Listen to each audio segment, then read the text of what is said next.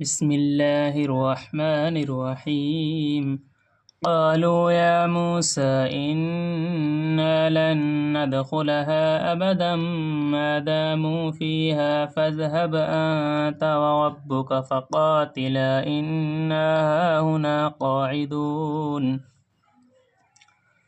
قال رب إني لا أملك إلا نفسي وأخي فافرق بيننا وبين القوم الفاسقين.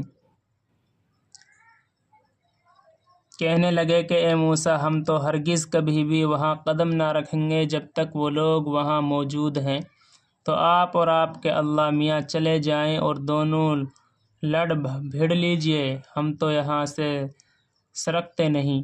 موسیٰ دعا کرنے لگے، اے میرے پروردگار، میں اپنی جان اور اپنے بھائی پر البتہ اختیار رکھتا ہوں، سو آپ ہم دونوں کے اور اس بے حکم قوم کے درمیان فیصلہ فرما دیجئے۔ قال رب إني لا أملك إلا نفسي وأخي فافرق بيننا وبين القوم الفاسقين.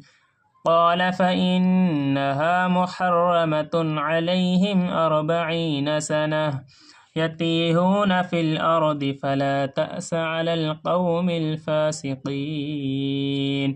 ارشاد ہوا کہ یہ ملک تو ان کے ہاتھ 40 برس تک نہ لگے گا، یوں ہی زمین میں سرماتے پھرتے رہیں گے، سو آپ اس بے حکم قوم پر غم نہ کیجیے۔ وَاتْلُ عَلَيْهِمْ نَبَأَ ابْنَيْ آدَمَ بِالْحَقِّ إِذْ قَرَّبَا قُرْبَانًا فَتُقُبِّلَ مِنْ أَحَدِهِمَا وَلَمْ يُتَقَبَّلْ مِنَ الْآخَرِ قَالَ لَأَقْتُلَنَّكَ قال إنما يتقبل الله من المتقين.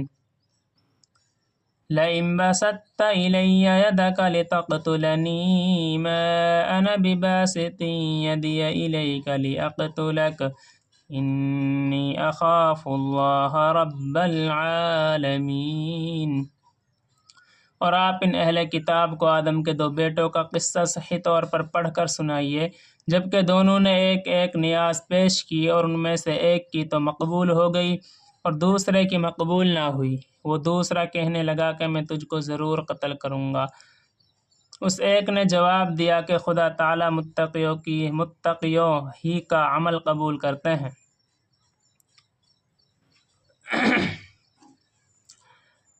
اگر تو مجھ پر میرے قتل کرنے کے لیے دست درازی کرے گا تب بھی میں تجھ پر تیرے قتل کرنے کے لیے ہرگز دست درازی کرنے والا نہیں، میں تو خدائے پروردگار عالم سے ڈرتا ہوں۔ انی ارید ان تبوء باسمی واسمک فتکون من اصحاب النار وذلک جزاء الظالمین. میں یوں چاہتا ہوں کہ تو میرے گناہ اور اپنے گناہ سب اپنے سر رکھ لے، پھر تو دوزخیوں میں شامل ہو جاوے، اور یہی سزا ہوتی ہے ظلم کرنے والوں کی۔ فطوعت له نفسه قتل أخيه فقتله فأصبح من الخاسرين. سو اس کے جس نے اس کو اپنے بھائی کے قتل پر آمادہ کر دیا، پھر اس کو قتل ہی کر ڈالا، جس سے بڑے نقصان اٹھانے والوں میں شامل ہو گیا۔ فبعث اللہ غرابا يبحث في الأرض ليريه كيف يواري سوءة أخيه قال يا ويلتى أعجزت أن أكون مثل هذا الغراب فأواري سوءة أخيه فأصبح من النادمين. پھر اس کو قتل ہی کر ڈالا، جس سے بڑے نقصان اٹھانے والوں میں شامل ہو گیا۔ پھر اللہ تعالیٰ نے ایک کوا بھیجا کہ وہ زمین کھودتا تھا تاکہ اس کو تعلیم کر دے کہ اپنے بھائی کی لاش کو کس طریقے سے چھپاوے۔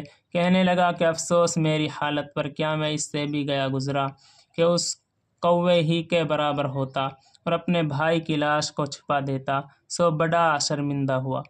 من اجل ذلك كتبنا على بني إسرائيل أنه ما قتل نفسا بغير نفس أو فساد في الأرض فكأنما قتل الناس جميعا ومن أحياها فكأنما أحيا الناس جميعا ولقد جاءتهم رسلنا بالبينات ثم إن كثيرا منهم بعد ذلك لفي الأرض لمسرفون۔ اسی وجہ سے ہم نے بنی اسرائیل پر یہ لکھ دیا کہ جو شخص کسی شخص کو بلا معاوضہ دوسرے شخص کے یہ بددون کسی فساد کے جو زمین میں اس سے پھیلا ہو قتل کر ڈالے تو گویا اس نے تمام آدمیوں کو قتل کر ڈالا، اور جو شخص کسی شخص کو بچا لے تو گویا اس نے تمام آدمیوں کو بچا لیا۔ اور ان کے یعنی بنی اسرائیل کے پاس ہمارے بہت سے پیغمبر بھی دلائل واضح لے کر آئے، پھر اس کے بعد بھی بہتر ان میں سے دنیا میں زیادتی کرنے والے رہے۔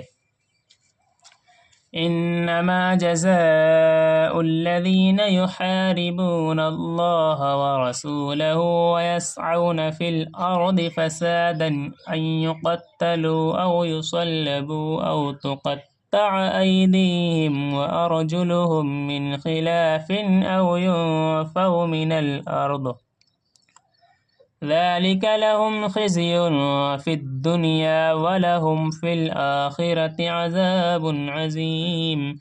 جو لوگ اللہ تعالیٰ سے اور اس کے رسول سے لڑتے ہیں اور ملک میں فساد پھیلاتے پھرتے ہیں، ان کی یہی سزا ہے کہ قتل کیے جاویں یا سولی دیے جاویں، یا ان کے ہاتھ اور پاؤں مخالف جانب سے کاٹ دیے جاویں، یا زمین پر سے نکال دیے جاویں۔ یہ ان کے لیے دنیا میں سخت رسوائی ہے اور ان کو آخرت میں عذاب عظیم ہوگا۔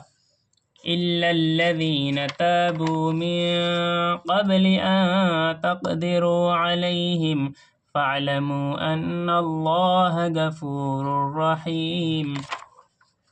ہاں مگر جو لوگ قبل اس کے کہ تم ان کو گرفتار کرو توبہ کر لیں تو جان لو بے شک اللہ تعالیٰ بخش دیں گے، مہربانی فرما دیں گے۔ صدق اللہ العظیم۔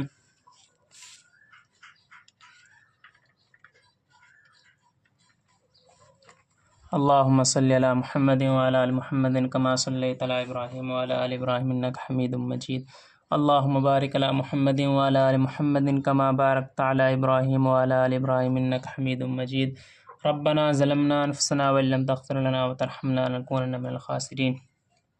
اے اللہ رحم کا، کرم کا، سہولیت کا، عافیت کا معاملہ فرما، دین پر چلنا آسان فرما، دین کے چشم جاری فرما۔ اے اللہ دین کے دائی سے دائی پیدا فرما، ہدایت کو عام فرما، دونوں جہاں کی نعمتوں سے مالا مال فرما۔